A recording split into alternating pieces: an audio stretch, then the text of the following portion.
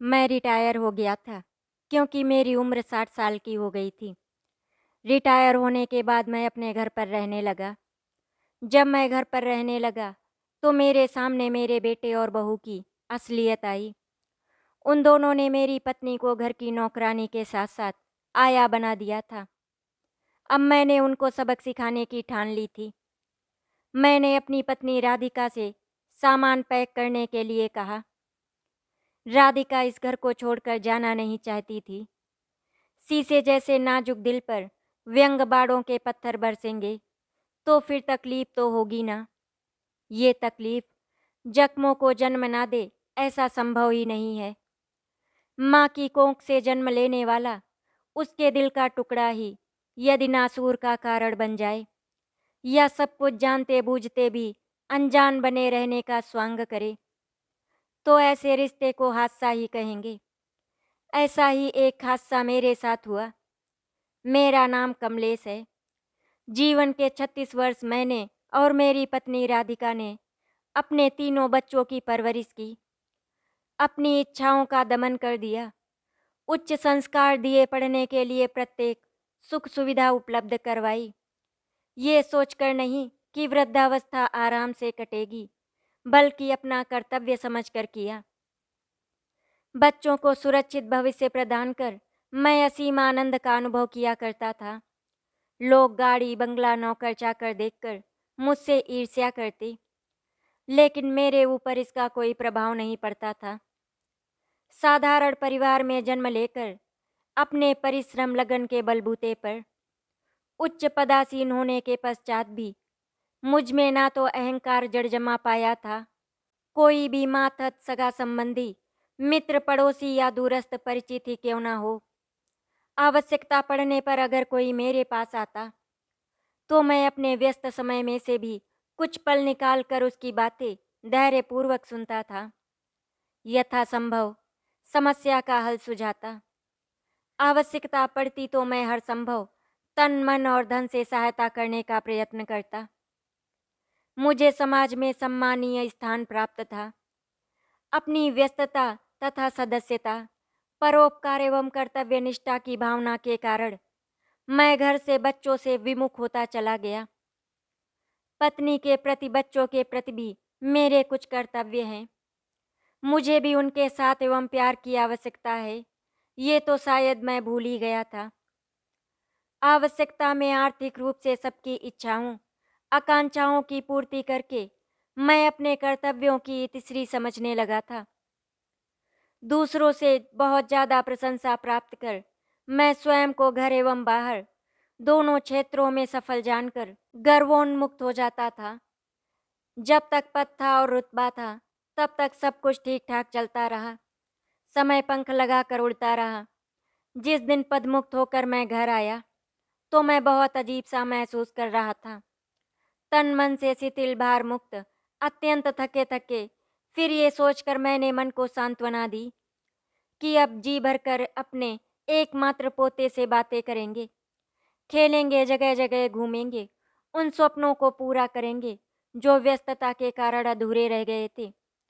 विशेष रूप से अपनी पत्नी राधिका, जिसकी हमेशा मुझसे एक ही शिकायत रहती थी कि मेरे पास उसके लिए समय ही नहीं है। रात दिन उसके साथ रहकर सारे गिले शिकवे दूर करने का प्रयास करेंगे।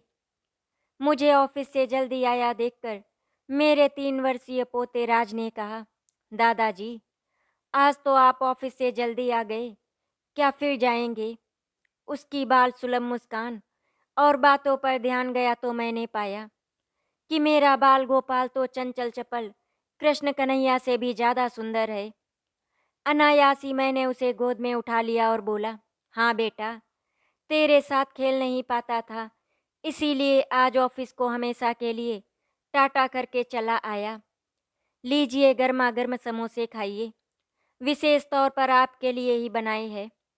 ये सोचकर कि आज तो आपके पास समय होगा ही। समोसे की प्लेट हाथ में पकड़ाते हुए मेरी राधिका ने कहा, हाँ, अब तो समय ही समय है। दीर्घ श्वास खींचते हुए मैंने कहा, क्यों मन छोटा करते हो? जिंदगी भर खूब काम किया है, अब तो आराम करो। राधिका ने मुझको दिलासा देते हुए कहा, तुम ठीक कहती हो, बहुत दिनों बाद स्वाद लेकर खा पा रहा हूँ। तो लो एक और लो। तुम खाओ, मैं चाय बनाकर लाती हूँ। अरे तुम कहाँ चल दी? आज तो मेरे साथ बैठकर खाओ। हाथ पकड़ते हुए मैंने कहा। क्या कह रहे हो? इतने वर्षों पश्चात वही स्वर वही अंदाज। क्या हो गया आपको? आश्चर्य भरे स्वर में राधिका ने कहा। हाँ राधिका, तुम सच कह रही हो। सारे सुख को त्याग कर मैं ही इतने समय तक पता नहीं कहाँ खोया हुआ था। आंखों में छाई उदासी को परे कर मैं मुस्कुरा उठा था, पर फिर भी उनके स्वर की निराशा राधिका से छिप नहीं पाई थी। राधिका कुछ कह पाती उससे पूर्व ही अंदर से बहू का स्वर सुनाई पड़ा, जो अनिल से कह रही थी। लगता है रिटायरमेंट के पश्चात पापा जी फिर से जवान हो गए हैं। माँ के चेहरे पर भी गुलाबी आभा झलकने लगी है।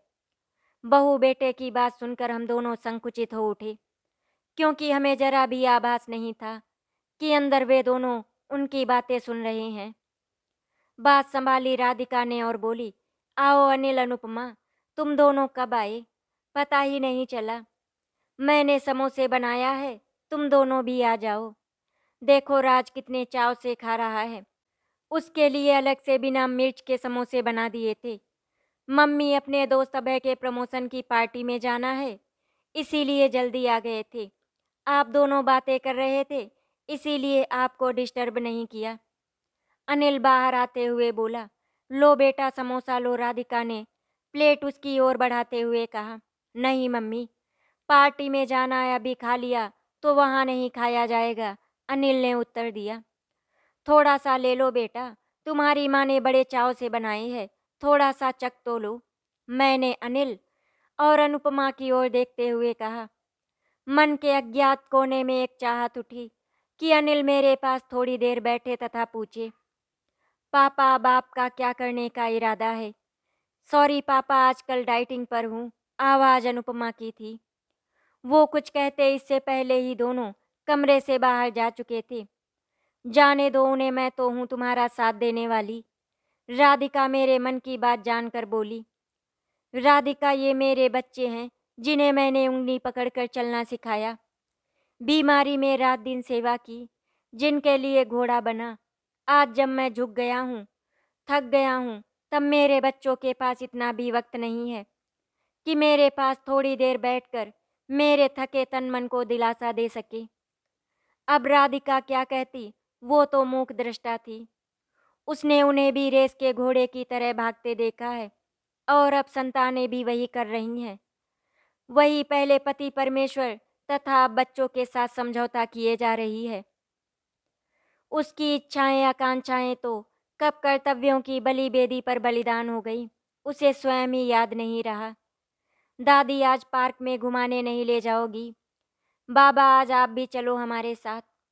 उनकी मानसिक स्थिति से अनभिज्ञ राज ने बाल सुलभ चपलता के साथ कहा। हाँ हाँ, क्यों नहीं बेटा, आज हमारे साथ तुम्हारे बाबा जी भी चलेंगे। उसको गोद में उठाकर राधिका मेरी ओर देखती हुई बोली, चलो थोड़ा घूम आए, मन बहल जाएगा। राज एवं राधिका का मन रखने के लिए मैं पार्क में घूमने तो चला गया, किंतु अनिल और अनुपमा द्वारा अवज्ञा की अवहेलना के दन से उत्पन्न पहली किरच मेरे मन मस्तिष्क को लहूलुहान कर गई थी। उसके बाद तो दिन रात जाने अनजाने कितनी ही किरचें मेरे हृदय को छलनी करती चली गईं। मुझे आश्चर्य था तो राधिका पर, जो न जाने किस मिट्टी की बनी हुई थी। उस पर किसी भी बात का कोई भी असर नहीं होता था। रात दिन अब भी 24 घंटे के होते हैं और पहले भी होते थे। कार्य में व्यस्तता के कारण पहले समय का पता ही नहीं चलता था, और अब वही समय काटे नहीं कटता था। अनिल और अनुपमा दोनों नौकरी करते थे। 3 वर्षीय राज दादी माँ की बाहों में ही अपनी माँ के आंचल की छाँव खोजता। आँख खुलते ही दादी माँ की गुहार लग जाती और राधिका बिना खींचे चिल्लाए उसकी एक एक मांग को धैर्यपूर्वक पूरा करती रहती। ये वही राधिका थी जो आज से 30 वर्ष पूर्व अनिल जब भी कोई मांग करता या शरारत करता तो तुरंत उनकी गोदी में ये कहकर डाल देती थी कि मुझसे नहीं सहे जाते तुम्हारे लाडले के चोचले, तुम भी संभालो इसे। 2 वर्ष पश्चात ही रिया के आगमन का समाचार सुनकर वो एकदम उदास हो कह उठी थी, पहले का लालन पालन तो ठीक से कर नहीं पा रही हूँ, अब इसे कैसे संभाल पाऊंगी। मैं इतनी जल्दी दूसरा बच्चा नहीं चाहती। और जब रिया के पश्चात परिवार नियोजन के तरीके अपनाने के पश्चात भी पता नहीं कैसे नुपुर ने अपने आगमन की सूचना दी, तो वो एकदम परकटे पक्षी की भांति मायूस हो गई थी। उसके सारे स्वप्न कुछ करने की ही इच्छा छिन्न भिन्न हो गई थी। परिस्थितियों के अनुरूप राधिका ने स्वयं को ढाल लिया था, फिर भी अतृप्ति की झलक कभी कभी उनके कार्यों में दिखी जाती थी। लेकिन उनके पुरुषोचित अहंकार ने कभी राधिका के मन को चित्कार करती उसकी आत्मा को समझने का प्रयत्न नहीं किया। अपने बार बार होते स्थानांतरण के कारण बच्चों की परवरिश के लिए राधिका को इलाहाबाद में रहना पड़ा। वो अकेली ही घर बाहर की समस्याओं से जूझती रहती। जब मैं जाता तो शिकायतों का पुलिंदा खुल जाता, पर धीरे धीरे शिकायतें भी समाप्त हो गई थी। आज जब उसको राज का समस्त कार्य एवं रसोई की जिम्मेदारी संभालते देखता हूँ, तो पता नहीं क्यों मुझे झुंझलाहट होती है। राज के कारण वो मुझको भी समय नहीं दे पा रही थी। ये क्या झंझट पाल लिया है तुमने राधिका। अपने बच्चों का तो एक एक काम तुम बिना झुंझलाए नहीं करती थी। माँ का काम क्या बच्चे पैदा करना ही है। ऑफिस जाने से पूर्व अनुपमा क्यों नहीं राज का सारा काम करके जाती है। एक दिन झुंझलाकर मैंने कहा, जब तुम व्यस्त थे तब मैंने इसी में अपना मन लगा लिया। अब मुझे अच्छा भी लगने लगा है, लेकिन अब तो मैं हूँ ना, तुमसे बातें करना चाहता हूँ, तुम्हारे संग घूमना चाहता हूँ, तो तुम्हारे पास समय ही नहीं है।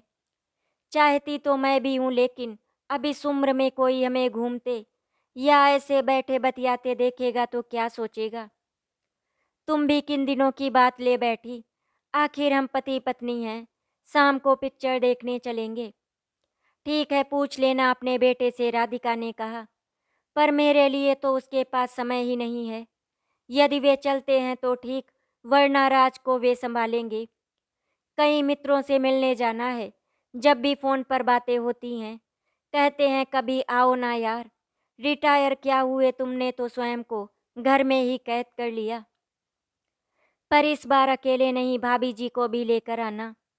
वे लोग हर शनिवार मिलते हैं। शाम को अनिल एवं अनुपमा को पिक्चर चलने के लिए कहा तो बोले, मम्मी, मिसेज एवं मिस्टर शर्मा अपने विवाह की वर्षगांठ पर पार्टी दे रहे हैं, इसीलिए जाना आवश्यक है। आप कल पिक्चर चले जाना, वरना राज को कौन संभालेगा। पीछे से फुसफुसाहट सुनाई पड़ी। इस उम्र में सिनेमा देखने का शौक चल रहा है। खून उबल पड़ा था मेरा, किंतु ऐसी उजड़ संतान के क्या मुंह लगना, सोचकर चुप हो गया था। सुबह से शाम तक राधिका ही चौके चूल्हे में लगी रहती थी। ऑफिस जाने के लिए तैयार होना है, इसीलिए अनुपमा नाश्ता बनाने में मदद नहीं कर पाती थी। शाम को उनका अक्सर ही कहीं बाहर जाने का कार्यक्रम रहता था। उनके लिए घर घर न रहकर गेस्ट हाउस था। वे गेस्ट के रूप में रह रहे थे। काम करने के लिए और बच्चे को संभालने के लिए आया रूपी माँ तो थी ही। विरोध करने पर राधिका कहती, क्यों परेशान हो रहे हो, पोते के लिए ही तो कर रही हूँ।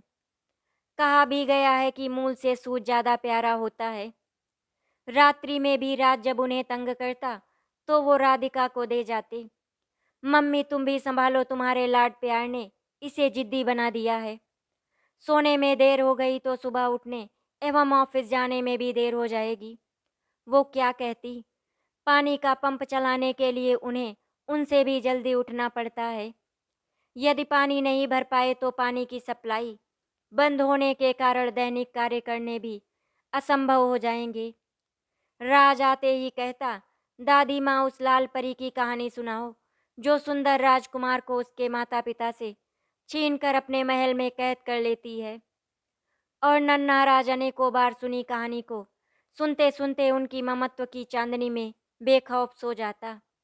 एक दिन अनिल आकर बोला, मम्मी कल मेरा मित्र निखिल अमेरिका से आ रहा है, उसको खाने पर बुला रहा हूँ। अनुपमा ऑफिस से छुट्टी लेकर आपकी सहायता करवा देगी, परंतु आपके हाथ के खाने में जो स्वाद है, वो किसी अन्य के बनाए खाने में कहाँ। मैं खोआ लेकर आया हूँ, प्लीज माँ गुलाब जामुन बना देना और अनुपमा को भी सिखा देना। बेटे के मुखार बिंद से अपने बनाए खाने की प्रशंसा सुनकर राधिका गदगद हो उठी थी, किंतु मैंने झुंझलाकर कहा, जब काम है तो अच्छी माँ, प्यारी माँ, वरना मुड़कर भी नहीं देखेंगे।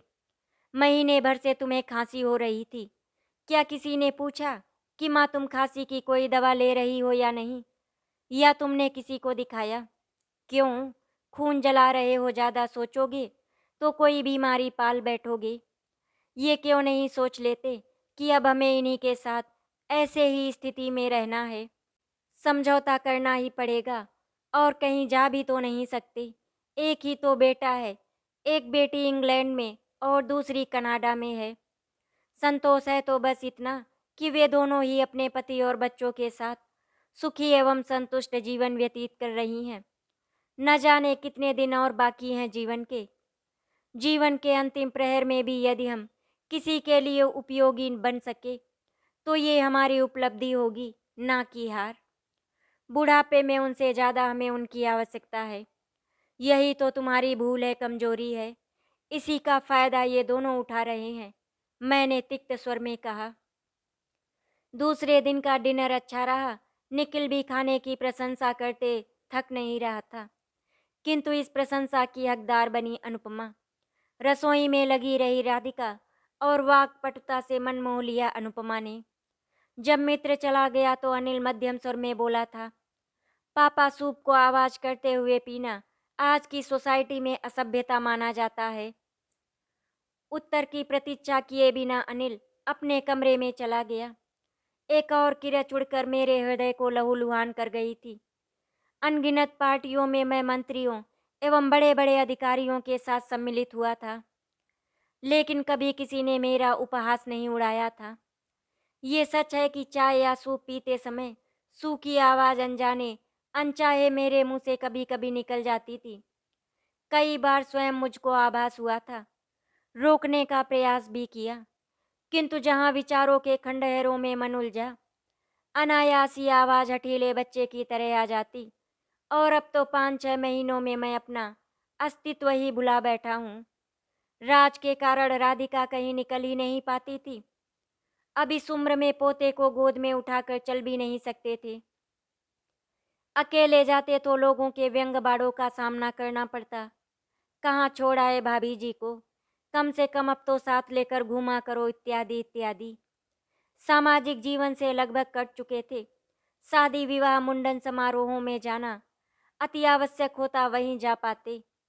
राधिका कभी कभी मुझसे कहती, तुम्हें तो पहले पढ़ने का शौक था, कहते थे कि समय मिला तो दिव्यांगों पर एक पुस्तक लिखूंगा। पुस्तकालय में जाकर कुछ जानकारियां भी प्राप्त की थी, उसी पर पुनः कार्यारंभ क्यों नहीं करते। समय भी कट जाएगा और मन भी नहीं भटकेगा।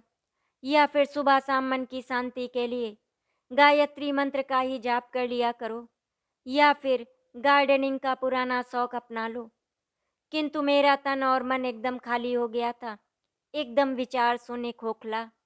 एकाग्रचित होने का प्रयत्न भी करते तो मन निरर्थक भटकने लगता था। अपने उन स्वर्णिम दिनों के आसपास जहां लोग मेरे आदेश की प्रतीक्षा में खड़े रहते थे। मेरे मित्र रमेश खन्ना ने रिटायरमेंट के पश्चात ही मुझसे अपनी फैक्ट्री में ज्वाइन कर उसे संभालने का आग्रह किया था, किंतु मैं आराम करना चाहता था। बेटे, बहू, पत्नी एवं पोते के साथ जीवन का अंतिम पहर बिताना चाहता था। इसीलिए मैंने उनको मना कर दिया था, किंतु अब मुझे ऐसा लगने लगा था उस वक्त मेरा निर्णय गलत था। आज के युग में आपसी प्रेम संबंध चाहे पुत्र पुत्री ही क्यों ना हो, आर्थिक स्वावलंबन पर ही टिके हैं। कुर्सी की ही पूछ है। यद्यपि पैसों की कमी अब भी नहीं थी, किंतु रुतबा तो नहीं था। तन से भी अधिक मैं मन से भावनात्मक रूप से अव्यवस्थित एवं असंयमित होता जा रहा था। दिन यूं ही गुजर रहे थे। दिसंबर का सर्द दिन था। मैं बैंक, अनिल एवं अनुपमा ऑफिस जा चुके थे। राधिका को पिछले 2 दिनों से बुखार ने जकड़ रखा था। अकेले रह गए राज ने उछल कूद आरंभ कर दी।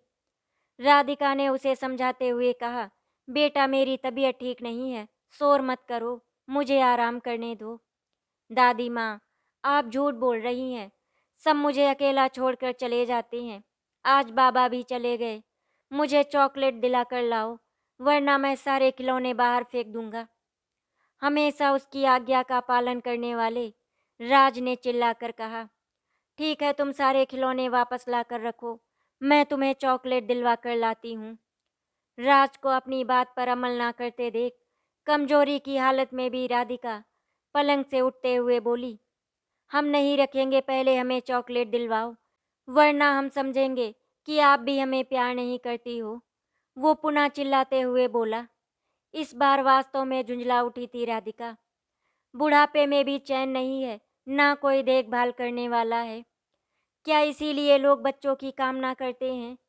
9 महीने गर्भ में रखकर, खून से सींचकर, दर्द सहकर, स्वयं गीले में सोकर पालते पोसते हैं। क्या इसी दिन के लिए? दुख और क्षोभ से वो चिल्ला उठी। राज, यदि तुम मेरा कहना नहीं मानोगे तो मैं भी तुम्हारी कोई बात नहीं मानूंगी। चलो उठाओ अपने खिलौने। पहली बार दादी से डांट खाकर मासूम नाजुक राज रो पड़ा। अनायास ही अपनी बेबसी पर उन्हें भी रोना आ गया। दूसरों के अपराध की सजा इस मासूम को क्यों? जिस बच्चे को माँ बाप के प्यार का साया नसीब ना हो, वो उद्दंड तो बनेगा ही। उसे वे अपने प्यार के आंचल में संरक्षण देंगी, उसकी कोमल भावनाओं को पत्थर नहीं बनने देंगी। फूल से कोमल मुखड़े को आंसू से तरबतर देखकर वो भाव विह्वल हो उठी। शिथिल कदमों से चलकर उसे गले से लगाया, फिर आंचल से उसके आंसुओं को पोंछ कर बोली, रो मत बेटा, चल, तुझे चॉकलेट दिलाकर लाती हूँ। फ्रिज के ऊपर रखा पर्स उठाकर पैरों में चप्पल डालकर ये सोचकर यूं ही चल दी कि पास के नुक्कड़ पर ही तो दुकान है। एकाएक अपनी मांग पूरी होते देख बेहद खुश हो उठा था राज। वो उनकी उंगली पकड़कर लगभग खींचे ले जा रहा था।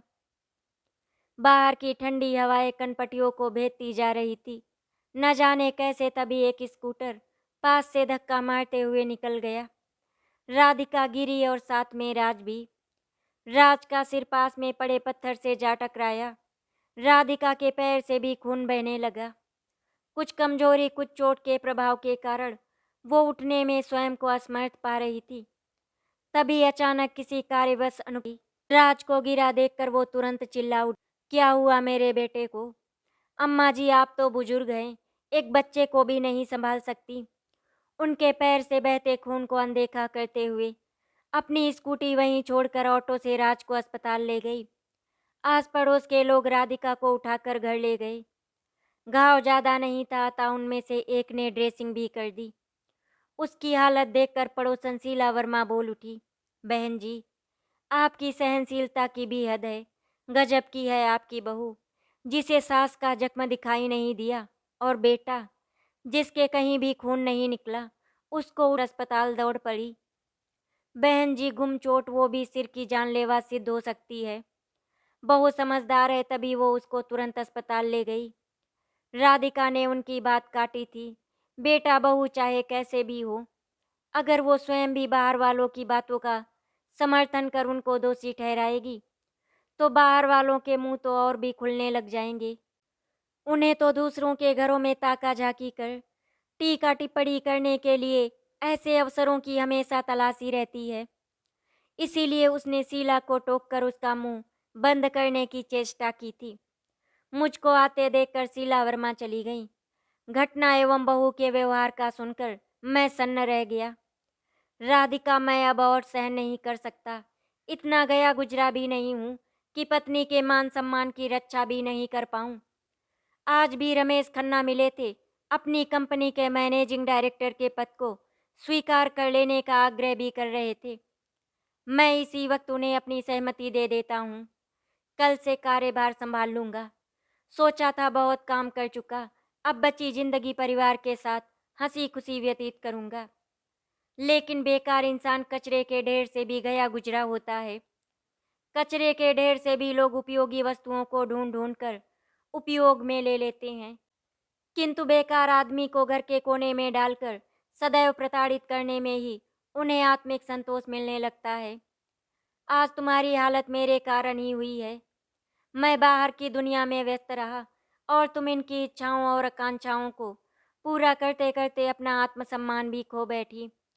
अब तुम्हारी कोख जई संतानों को इतनी भी चिंता नहीं रही कि तुम्हारी भी कोई इच्छा, आकांक्षा, अभिलाषा हो सकती है। यहाँ तक कि उन्हें तुम्हारी हारी बीमारी और परेशानी की भी चिंता नहीं रही है। उनको क्यों दोष दूँ? सारी गलती मेरी है। मैंने ही कब तुम्हारी इच्छा अनिच्छा को जानने की कोशिश की। अब जब तुम्हें आराम की आवश्यकता है, तब भी तुम अपने बूढ़े कंधों पर घर की जिम्मेदारी उठाए हो। पर अब मैं ऐसा नहीं होने दूंगा। राधिका कुछ कह पाती, इससे पहले ही मैंने टेलीफोन पर अपनी स्वीकृति रमेश खन्ना को दे दी और कह दिया, मैं अभी इसी वक्त लखनऊ जाने के लिए तैयार हूँ। लखनऊ मेरे घर से लगभग 20 किलोमीटर दूर है। मैं कमरे में जाकर आवश्यक सामान पैक करने लगा। इतनी हड़बड़ी ठीक नहीं है जी। कोई भी फैसला जल्दबाजी में नहीं करना चाहिए। लोग क्या कहेंगे, बेटे बहू क्या सोचेंगे। तुम तो इतने स्वार्थी कभी नहीं थे। दूसरों की सेवा कर तुम सदा आनंदित होते थे। राधिका ने मेरे पीछे पीछे कमरे में आकर आशा भरी निगाहों से मुझे निहारते हुए कहा, मित्रों की सहायता करो, सुख दुख में उनके काम आओ, तो वे सदैव एहसानमंद रहते हैं। किंतु अपनों के लिए जी जान भी लगा दो तो सदैव यही सुनने को मिलेगा, कौन सा एहसान किया है, कर्तव्य ही तो निभा रहे हैं। अरे हम अपना कर्तव्य पूरा कर रहे हैं तो तुम भी अपना कर्तव्य पूरा करो। मैंने राधिका की बात अनसुनी करते हुए कहा, बच्चों की भूलों पर ध्यान नहीं देते अनिल के पापा। क्षमा करने से बड़प्पन में कमी नहीं आती। निराश स्वर में एक बार राधिका ने मुझे समझाने का प्रयत्न किया, तुम्हें देवी बनना हो तो बनो, किंतु मैं देवता नहीं बन सकता। अगर तुम मेरा साथ देना चाहो तो ठीक, वरना मैं अकेला ही चला जाऊंगा, गाड़ी आती ही होगी। तुम्हारे साथ साथ फेरे लिए है, जन्म जन्मांतर तक साथ रहने का वचन दिया है, तुम्हें कैसे छोड़ सकती हूँ। जीवन का एक एक पल तुम्हारा है। तुम्हारे लिए, तुम्हारी संतानों के लिए जीवन अर्पण किया है। फिर अब परीक्षा क्यों? चलो जहाँ तुम कहोगे, आंख बंद करके चल पड़ूंगी। किंतु बच्चों को तो आ जाने दो। ठीक है, उस पल का भी इंतजार कर लेता हूँ। किस उपमा से अलंकृत करते हैं तुम्हें तुम्हारे साहबजादे। अपने खून का एक और उपहार ग्रहण करके देख लूं। सचमुच आते ही अनिल बरस पड़ा था। मम्मी, देख कर चला करो, बच ही गया आज राज, वरना क्या से क्या हो जाता। उसके पीछे अनुपमा राज को गोद में लिए कुछ कहने को आकुल व्याकुल लग रही थी, किंतु मैं दहाड़ कर बोला, बेटा जैसे आज तुझे अपने बेटे का ख्याल है, वैसे ही कल से बुखार में तप रही है। तेरी माँ ने तुझे सीने से लगाकर पाला और ख्याल रखा था। आज वो तेरी नज़रों में तेरे बच्चे की देखभाल करने लायक भी नहीं रही। सच तो ये है कि हम दोनों ही व्यर्थ हो गए तुम्हारे लिए। इसीलिए हम दोनों जा रहे हैं। ये घर हमारी ओर से तुम्हें मुबारक हो। जब तक हाथ पैरों में ताकत रहेगी काम करता रहूँगा। फिर वृद्धाश्रम में अपने लिए एक कमरा बुक करवा लूँगा, जिससे कम से कम तुम जैसे स्वार्थी इंसान का मुख तो नहीं देखना पड़ेगा और ना ये सुनना पड़ेगा कि घर से निकाल कर हमने तुम्हारे साथ अन्याय किया। माता पिता हमेशा बच्चों को देते ही हैं, लेते नहीं। इसकी एवज में वे बच्चों से मान सम्मान चाहते हैं। अगर वो भी नहीं मिले तो अलग रहना ही श्रेयस्कर है। राधिका की आंखों से गंगा जमुना बह रही थी, किंतु मुंह बंद था।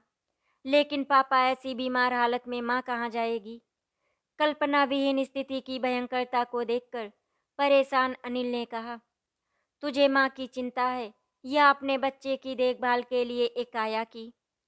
पापा जी, आप ऐसा क्यों कह रहे हैं? क्या हमसे कोई गलती हो गई या अपना कर्तव्य ठीक से निभा नहीं पाए? अनुपमा ने कहा, नहीं बेटा, कसूर तुम्हारा नहीं था। अपनी नौकरी, पद, रुतबा और प्रसिद्धि के जुनून में मैं ही भूल गया था कि तुम्हारी माँ का भी अस्तित्व है। हम सब ने उसके मनोभाव को इतना रौंदा कि वो स्वयं के अस्तित्व को ही भूल गई। यूं तो जानवर भी जी लेते हैं, लेकिन जहाँ मान सम्मान ना हो, वो जीवन तो जानवर से भी बदतर है। अब मैं तुम्हारी माँ को वो सब देना चाहता हूँ जिसकी वो हकदार है। तुम दोनों योग्य हो, समझदार हो। कब तक इन बूढ़े कंधों की बैसाखियों के सहारे जीवन को ढोगे? अपनी समस्याओं से स्वयं लड़ना सीखो। आग से खेलोगे तो हाथ जलेगा ही। हाथ जलेगा तो दर्द भी होगा। कम से कम फिर दूसरों को दोष तो नहीं दोगे। तभी ड्राइवर ने आकर गाड़ी के आने की सूचना दी। मैं बोला, चलो राधिका। अनिल और अनुपमा की ओर मुखातिब होकर पुनः बोले, तुम्हें बता दूं, मैं नाकारा नहीं हूँ। अपना और अपनी पत्नी का बोझ मैं स्वयं उठा सकता हूँ। मैं लखनऊ जा रहा हूँ, तुम सबके मोह के वशीभूत। पिछले 6 महीने से रमेश खन्ना का ऑफर ठुकरा रहा था। सॉरी पापा, हमें क्षमा कर दीजिए। क्षमा? क्षमा उसे किया जाता है जिसे अपनी गलती का एहसास हो। बेटा, तुम हमें नकार सकते हो पर हम नहीं। जब भी तुम्हें हमारी आवश्यकता पड़े आ जाना। मेरा द्वार तुम्हारे लिए सदैव खुला रहेगा।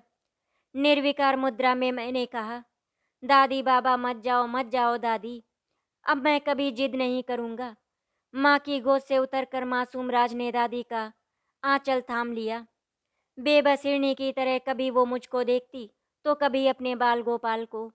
अनिल और अनुपमा तो इस अप्रत्याशित स्थिति के लिए तैयार ही नहीं थे, पर इतना अवश्य समझ गए थे कि अब उन्हें रोक पाना संभव नहीं है। राधिका ने धीरे से आंचल छुड़ाया, राज के माथे पर चुंबन अंकित किया एवं आंखों में आए आंसुओं को आंखों में ही कैद करने का प्रयास किया। राधिका धीरे धीरे मेरे चरण चिन्हों का अनुसरण करते हुए चल दी। मन का अंतर्द्वंद उसको चैन नहीं लेने दे रहा था। बड़ों के अहम के टकराव में उस बेचारी नन्ही जान का क्या दोष? हमें उस मासूम की मासूम भावनाओं से खेलने का क्या हक है? मेरे फैसले के सम्मुख वो हमेशा की तरह आज भी विवश थी। धीरे धीरे करके दिन गुजर रहे थे। वहाँ पर मुझे 2-3 घंटे के लिए ऑफिस जाना होता था। बाकी समय मैं राधिका को देने लगा, जो मैंने उसे अब तक नहीं दिया था। और धीरे धीरे अनिल और अनुपमा को अपनी गलती का एहसास हो गया था। काम को लेकर उन दोनों में झगड़ा होने लगा और राज की भी ठीक से देखभाल नहीं हो पा रही थी। अनिल राज को हर शनिवार अपने मम्मी पापा के पास छोड़ आता था और फिर संडे को रात में वापस ले आता था, जिसकी वजह से राज के चेहरे पर मुस्कुराहट आने लगी थी और राधिका भी खुश रहने लगी थी। जिस राधिका के चेहरे पर मुस्कान देखना मुश्किल हो गया था, आज वो खिलखिलाकर हंसने लगी थी। रोज सुबह शाम मैं और राधिका पार्क में जाते। वहाँ पर राधिका की हम उम्र कुछ दोस्त बन गई थी, जिनके साथ वो बहुत खुश रहती थी। नहीं तो घर पर हमेशा उसके चेहरे पर थकान झलकती रहती थी। वहीं आज उसके चेहरे पर मुस्कान और चमक दिखाई देती है। पहले तो मुझे अपने फैसले पर संदेह हो रहा था, लेकिन अब राधिका को इस तरह से देखकर मुझे यकीन हो गया कि मैंने उस समय जो फैसला किया था वो बिल्कुल सही था। आशा करती हूँ आपको हमारी कहानी अच्छी लगी होगी। अगर आपको हमारी कहानी अच्छी लगी तो वीडियो को लाइक एंड शेयर करें, चैनल को सब्सक्राइब करें। वीडियो देखने के लिए आपका धन्यवाद।